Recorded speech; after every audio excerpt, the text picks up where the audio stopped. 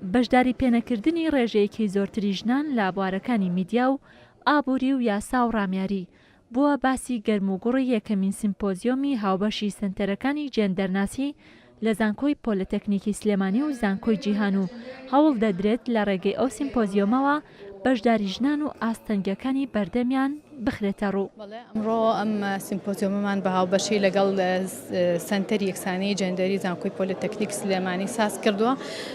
کە دەربارەی پرسی ژنە لە کایەکانی ئابووری، ڕامیاری، یاسایی و میدیایی مەبەستمان لەم چالاکیەوەی کە کۆمەڵێک زانیاری بخەینە ڕوو، زانیاری تازە دەربارەی واقعێتی یاخود هەلومەرجی ئێستەی ژن لە هەریەک لەو بوارانەدا و پێگەی و بەشداربووانی ژن تا لە چ ئاستێکدایە لە هەریەکە لەو کایانەدا. ئەندامێکی ئەنجومەنی باڵای کاروباری خانمانی کوردستان تیشک دەخاتە سەر بەشداریکردنی ژنان لە پرۆسەی سیاسی و ڕۆڵ و پێگەیان لە ناوەندەکانی بڕیارداندا و دەرخستنی ئاستەنگەکانی بەردەمیان. ئەو ئەندامە دەژڵێت لەگەڵ ئەوەی کە سەردانی حزبی و کۆبوونەوەکان بەهۆی پێکێنانی حکومەت و ڕێکەوتن لە نێوان حزبە سیاسیەکاندا زۆر بووە،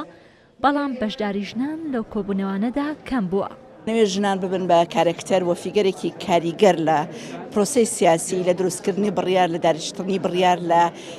دانوستانەکان و وەکۆی کەی بینن لە کوردستانە بەردەوام لە ژوورە داخراوەکان لە مێزەکانی گفتوگۆ هەر ئێستا لە ئەم مانگەی کە گفتوگۆیەکی زۆر هەیە دەبینین زۆرترینن پیاوەکانن و هەمووی پیاوەکانن کە گفتوگۆکەن لە کاتێکا کە ژنان لە کوردستانە بە درێژایی مێژووی شۆڕشەکان و لە دوای ڕاپەڕینیشەوە فیگەرێکی ئەساسی بوون بۆ سەرخستنی ئەو شۆڕشانە کەواتە